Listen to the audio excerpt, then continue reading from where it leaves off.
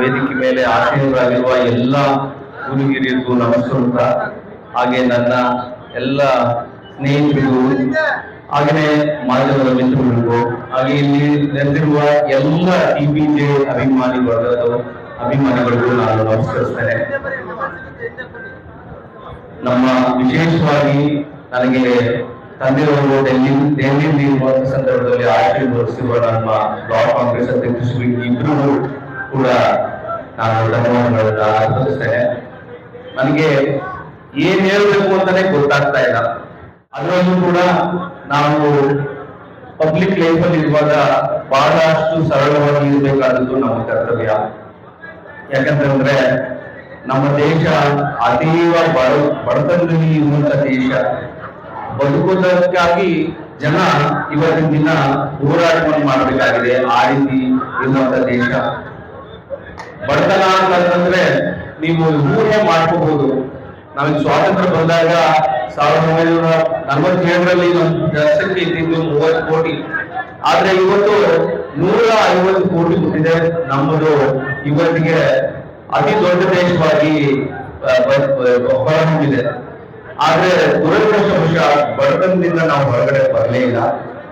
ನೋಡಿ, ನಾವು ಬಡತನ ಬಗ್ಗೆ ಮಾತಾಡ್ಬೇಕಾದ್ರೆ ಯಾವ್ದಾದ್ರು ಒಬ್ಬ ವ್ಯಕ್ತಿಗೆ 1 ಲಕ್ಷ ಅವರಿಗೆ ವರಮಾನ ಇದ್ರೆ ತಿಂಗಳಿಗೆ, ಅವರು ಕೇವಲ 1% ಆಫ್ ದ ಪಾಪ್ಯುಲೇಷನ್, ಅಂದ್ರೆ 150 ಕೋಟಿ ಇಲ್ಲಿ ಇರುವಂತ 1% ಆಫ್ ದ ಪಾಪ್ಯುಲೇಷನ್ ಮಾತ್ರ ಆ ಸಾಮರ್ಥ್ಯ ಇರುವುದು.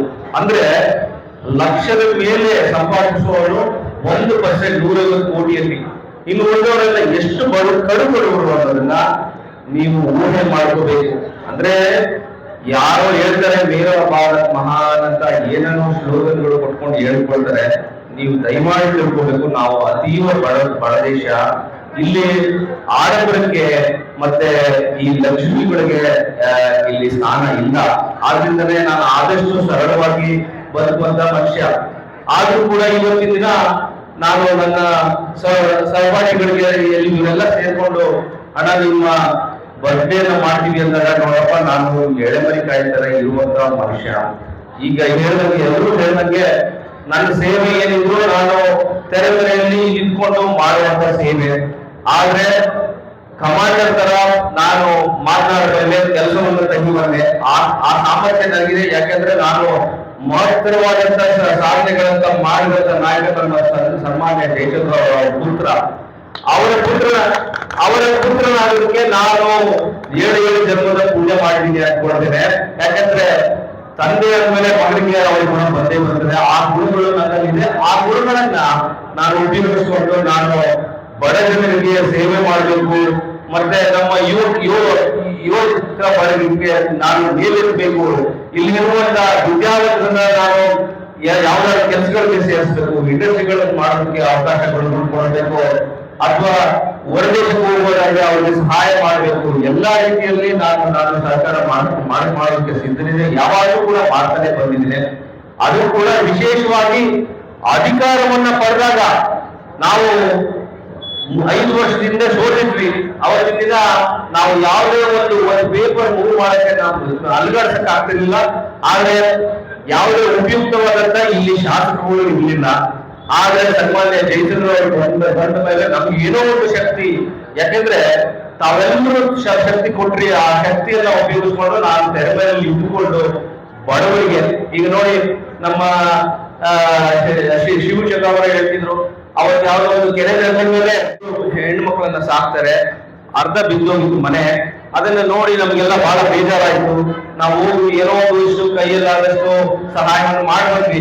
ಬಟ್ ನಾವೆಲ್ಲ ಸೇರ್ಕೊಂಡು ಅವ್ರ ಒಂದು ಬೆಲೆ ಮಾಡ್ಕೊಡ್ಬೇಕು. ಮಳೆ ಬರ್ತಾ ಇತ್ತು, ಅವ್ರ ಮಕ್ಕಳುಗಳು ಓದ್ತವೆ, ರಾತ್ರಿ ಅವ್ರಿಗೆ ಏನು ಇರಲ್ಲ ಅಂತ ಹೇಳಿ 2 ಹೆಣ್ಮಕ್ಳು. ತಾಯಿಗೆ ಸ್ವಲ್ಪ ತಲೆ ಅಷ್ಟಕ್ಕಷ್ಟೇ, ಬುದ್ಧಿ ಸೀಮಿತದಲ್ಲಿ ಇರ್ಲಿಲ್ಲ. ನಾವೆಲ್ಲ ಸೇರ್ಕೊಂಡು ಏನೋ ಒಂದು ಕೆಲವಾರು ಕೌನ್ಸಿಲರ್ಗಳು ದಾನ ಮಾಡಿದ್ರು, ಕೆಲವಾರು ದಾನಿಗಳು ಮುಂದೆ ಬಂದ್ರು. ಅವೆಲ್ಲ ಸೇರ್ಕೊಂಡು ಒಂದು ಮನೆ ಕಟ್ಕೊಡ್ವಿ. ಈ ರೀತಿಯಾದ ಸಣ್ಣ ಪುಟ್ಟ ಅಳಿಲು ಸೇವೆಗಳನ್ನ ನಾವು ಮಾಡ್ತಾನೆ ಬಂದಿದ್ದೇವೆ. ಆದ್ರೆ ಈಗ ನಾನು ಬಡವರ ಕಾಳಜೀವ ಯಾಕೆ ಓದ್ಕೊಂಡಿದ್ದೀನಿ ಅಂದ್ರೆ ಬಡತನದ ನೋವು ನನಗೆ ಗೊತ್ತಿದೆ. ಯಾಕಂದ್ರೆ ಶಾಸಕರು ನಮ್ಮ ತಂದೆ 7 ಬಾರಿ ಶಾಸಕರು, ಆದ್ರೆ ಅತ್ಯಂತ ಬಡ ಶಾಸಕ ಅಂತ ಹೇಳಿದ್ರೆ ತಪ್ಪಾಗಿರೋದು. ನಾವು ಮೊನ್ನೆ ದಿನ ಒಬ್ಬ ಕ್ಯಾಬಿನೆಟ್ ಮಿನಿಸ್ಟರ್ ಅವರ ಜೊತೆ ಕೂತ್ಕೊಂಡು ಮಾತಾಡ್ತಿದ್ದೆ. ಅವ್ರಿಗೆ ನಾನು ಕೇಳಿದೆ, ನೀವ್ ಏನ್ ಮಾಡ್ತೀರಿ? ಸಣ್ಣ ಹುಡುಗ, I chancellor in my own university ಅಂದ್ರು. ಅಂದ್ರೆ ಅವ್ರ ತಂದೆ ನೀವು ಅಷ್ಟು ದೊಡ್ಡ ಎಜುಕೇಶನ್ ವಿದ್ಯಾಸಂಸ್ಥೆಗಳನ್ನ ಕಟ್ಟಿ ಅವರೇ ಸಣ್ಣ ಮಕ್ಕಳಾಗೂ ಕೂಡ ಚಾನ್ಸಲರ್ ಕೆಲಸ ಮಾಡ್ತಿದ್ರು. ಆ ಕೆಲಸವನ್ನ ನಮ್ಮ ತಂದೆಯವರು ಮಾಡಿದ. ಸದಾ ಯಾವಾಗಲೂ ಜನರ ಸೇವೆಯನ್ನು ಮಾಡ್ಕೊಳ್ತಾನೆ ಬಂದ್ರು. ಅದೇ ರೀತಿಯಾಗಿ ನಾವು ಕೂಡ ಮುಂದಿನ ದಿನಗಳಲ್ಲಿ ಬಡ ಭವನ ಇರುವ ಜನರ ಸೇವೆಯನ್ನ ಮಾಡಲೇ ನಮ್ಮ ಆದ್ಯ ಕರ್ತವ್ಯ. ಮುಂದಿನ ದಿನಗಳಲ್ಲಿ ಕೂಡ ನಾವು ಅದನ್ನು ಮಾಡ್ತಾನೆ ಹೋಗ್ತೇವೆ. ನಾನು ಮತ್ತೊಮ್ಮೆ ಹೇಳ್ತೇನೆ, ಈ ವಿಜೃಂಭಣೆತನ ನನಗೆ ಬೇಕಿರ್ಲಿಲ್ಲ. ವಿಜೃಂಭಣೆಯಿಂದ ನೀವು ಇದೆಲ್ಲ ಮಾಡಿದ್ರಿ. ಇದರ ಅರ್ಥ ಒಂದೇ, ಅವ್ರು ಹೇಳಿದ್ದು, ನನ್ನ ಎಲ್ಲ ಗೆಳೆಯರು ಹೇಳಿದ್ದು, ಹಣ ನೀನ್ ತೆರೆಮರೆಯಲ್ಲಿ ಇರ್ತೀಯ, ನಿನ್ನನ್ನು ಮುಂಚೂಣಿಗೆ ತರಬೇಕು. ನನ್ನ ತಾಲೂಕಿನಲ್ಲಿ ನೀನ್ ಏನ್ ಮಾಡ್ತಿದ್ಯಾ ಅನ್ನೋದನ್ನ ನಾವು ಜನರಿಗೆ ತಿಳಿಸ್ಬೇಕು. ಆಮೇಲೆ ನಿನ್ನ ಯಾರು ಆಮೇಲೆ ನಾವು ನಾಳೆ ತುಳಿದ್ಬಿಟ್ಟಾರು, ಅದಕ್ಕೆ ನಾನು ಅವಕಾಶ ಕೊಡದೆ ಮುಂದಕ್ಕೆ ಇಟ್ಕೊಳ್ಬೇಕಿದೆ. ನಿಮ್ಮ ಸೇವೆ ಯಾರ ಕಂಡು ಓದೋದಕ್ಕೆ ನಾವು ಬಿಡುವುದಿಲ್ಲ. ಆದ್ರಿಂದ ನಾವು ನಿಮ್ಮ ಜನ್ಮೋತ್ಸವವನ್ನ ಸಂಜಯೋತ್ಸವ ಅಂತ ಹೇಳಿ ನಾವು ಮಾಡಲೇಬೇಕು ಅಂತ ಹೇಳಿ ಅವ್ರ ಹಠ ತೊಟ್ಟು ಮಾಡಿದ್ದಾರೆ. ಇಲ್ಲಿ ನಾನು ಏನು ಅಂತ ಕೇಳಿಲ್ಲ, ಮೇಲ್ವಿಚಾರಣೆ ಮಾಡಲಿಲ್ಲ. ನೀವು ಏನ್ ಮಾಡ್ತಿದ್ರಿ ಅಂತ ಹೇಳಿ ನಾನು ಬಿಟ್ಬಿಟ್ಟೆ. ಯಾಕಂತಂದ್ರೆ ಇಲ್ಲಿ ಕೆಲವಾರು ಜನಗಳು ಬರ್ತ್ಡೇಗಳನ್ನ ಆಚರಣೆ ಮಾಡ್ಕೊಳ್ತಾರೆ. ಸಿಡಿ ಮಾಡೋರು ಅಥವಾ ಬ್ಲೂ ಫಿಲ್ಮ್ ಮಾಡೋರು ಅವರು ಕೂಡ ಬರ್ತ್ಡೇಗಳನ್ನ ಆಚರಣೆ ಮಾಡ್ಕೊಳ್ತಾರೆ. ಇನ್ನೊಂದ್ ಕಡೆ ಬಾರ್ಗಳು ಇಟ್ಕೊಂಡಿರೋರು ಅವ್ರನ್ನೂ ಕೂಡ ಸಮಾಜ ಘಾತುಕ ಬಿಸ್ನೆಸ್ ಮಾಡುವಂತವ್ರು ಬಾರ್ಗಳು ಇಟ್ಕೊಂಡಿರೋರು ಬರ್ತ್ಡೇಗಳನ್ನ ಆಚರಣೆ ಮಾಡ್ಕೊಳ್ತಾರೆ. ಇವರು ಏನು ಸಮಾಜ ಸುಧಾರಕರಲ್ಲ. ಆಮೇಲೆ ಬೆಟ್ಟಿಂಗ್ ದಂಧೆ ಮಾಡೋರು ಅವರು ಕೂಡ ಬರ್ತ್ಡೇಗಳನ್ನ ಆಚರಣೆ ಮಾಡ್ತಾರೆ. ಅಷ್ಟೇ ಅಲ್ಲ, ಮಹಾನ್ ಭ್ರಷ್ಟರು ಅವರು ಕೂಡ ಬರ್ತ್ಡೇಗಳನ್ನ ಆಚರಣೆ ಮಾಡ್ಕೊಳ್ತಾರೆ.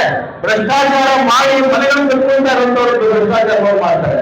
ಆದ್ರೆ ಆ ಪಟ್ಟಿಗೆ ನಾನ್ ಸೇರೋದು ಬೇಡ ಕಣಪ್ಪ ಅಂತ ಹೇಳಿದಾಗ, ಇಲ್ಲ ನಿಮ್ ಸೇವೆ ಇದಾಗಬೇಕಾಗಿತ್ತು. ಆದ್ರಿಂದ ನಿಮ್ಮ ಸೇವೆ ಜನಕ್ಕೆ ತಿಳಿದಿರುವಂತ ಕೆಲಸ ಆಗ್ಬೇಕು. ಅದಕ್ಕೆ ನೀವು ಮುಂಚೂಣಿಗೆ ಬರಬೇಕು. ಆದ್ರಿಂದ ನೀವು ನಿಮ್ಮ ನಾವು ಮಾಡ್ತಿರುವಂತ ಈ ಸಂಜಯೋತ್ಸವ ಎಲ್ರಿಗೂ ಲಭಿಸಬೇಕು ಅನ್ನೋ ಒಳ್ಳೆ ಸದುದ್ದೇಶದಿಂದ ಮಾಡಿದ್ರಿ. ಸದುದ್ದೇಶ ಏನಂತಂದ್ರೆ, ಇವತ್ತಿನ ದಿನ ಹೆಲ್ತ್ ಕ್ಯಾಂಪ್ ಮಾಡಿದ್ದೇವೆ.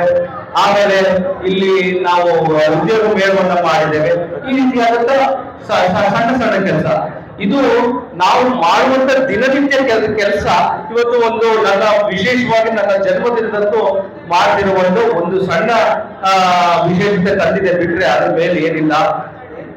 ನೀವೆಲ್ಲರೂ ನನಗೆ ಈ ರೀತಿಯಾದ ಅತಿ ಉನ್ನತವಾದಂತ ಪ್ರೀತಿ ವಿಶ್ವಾಸ ನನ್ನ ಮೇಲೆ ಇಟ್ಟಿರೋದು ಇವತ್ತಿನ ದಿನ ನನ್ನ ಜನ್ಮದಿನ. ನಾನು ಜನ್ಮ ತಾರೀಕು ಇವತ್ತಿನ ದಿನ ಸಾರ್ಥಕ ನಾನು ಅನ್ಕೊಳ್ತೀನಿ. ನೀವು ನನ್ನ ತಂದೆಯನ್ನ ನೀವು ಎದುರು ಮೇಲೆ ಒಳ್ಕೊಂಡು ನೀವು ಯಾವತ್ತೂ ಕೂಡ ಪ್ರೀತಿಯನ್ನ ಕೊಟ್ರಿ. ಅದೇ ರೀತಿಯಾಗಿ ಆ ಪ್ರೀತಿಯನ್ನ ನೀವು ನನಗೂ ಕೂಡ ಕೊಟ್ಟಿದ್ರಿ. ನಾನು ಯಾವತ್ತೂ ನಿಮ್ಮ ಪ್ರೀತಿಗೆ ಧನ್ಯ.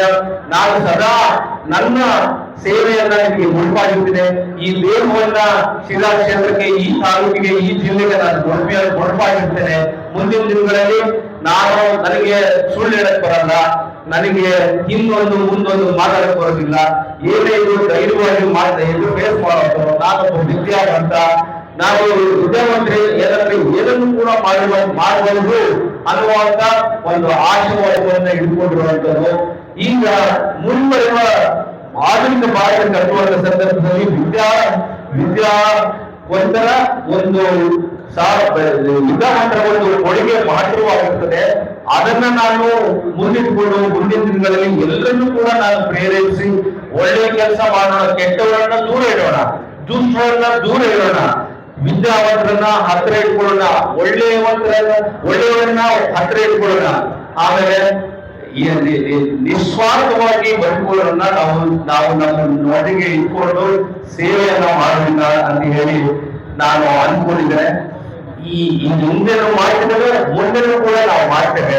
ಆದ್ರಿಂದ ತಮ್ಮೆಲ್ಲರ ಆಶೀರ್ವಾದಕ್ಕೆ ನಾನು ನಿಜವಾಗ್ಲೂ ಕೂಡ ಇವತ್ತು ನನಗೆ ಹೇಳುವುದು ಈ ಹೊರಗಡೆ ಇಲ್ಲ.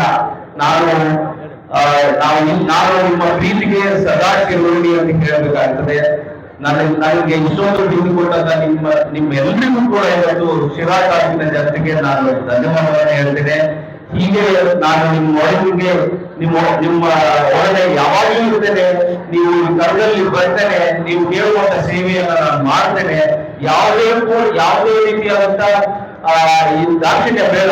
ನನಗೆ ಯಾವ ಸಮಯದಲ್ಲಾದ್ರೂ ನೀವು ಸಂಪರ್ಕ ಮಾಡಬಹುದು. ನಾನು ವಿದ್ಯಾವಂತ. ನನಗೆ ನನ್ನ ಹುಡುಗರ ತಾಕತ್ ನನ್ನಲ್ಲಿದೆ, ನನ್ನಲ್ಲಿ ಕೆಲಸ ಮಾಡುವ ತಾಕತ್ ನನಗಿದೆ. ನಾನು ಎಲ್ಲಾ ಮಾನ್ಯ ಮುಖ್ಯಮಂತ್ರಿಗಳಿಂದ ಹಿಡಿದು ಯಾವ ಬೀದಿ ವ್ಯಾಪಾರಿಗಳನ್ನ ಮಾತಾಡಿಸುವಂತ ಸಾಮರ್ಥ್ಯ ನನ್ನಲ್ಲಿದೆ. ಆದ್ರಿಂದ ನನ್ನ ಸಾಮರ್ಥ್ಯವನ್ನು ಉಪಯೋಗಿಸಿಕೊಂಡು ಒಂದು 4 ಜನಕ್ಕೆ ಉಪಕಾರ ಆಗುವುದಾದ್ರೆ ದಯಮಾಡಿ ನನ್ನನ್ನು ಉಪಯೋಗಿಸಿಕೊಳ್ಳಿ. ನೀವು ಹೇಳಿದ ರೀತಿಯಲ್ಲಿ ನಡೆದುಕೊಳ್ಳುವವರು ನಿಮ್ಮ ಮಗ ಸಂಜಯ್ ಜಯಚಂದ್ರ ಅಂತ ಹೇಳಿ ನನ್ನ ಮಾತನ್ನು ಮುಗಿಸ್ತೇನೆ. ನಮಸ್ಕಾರ.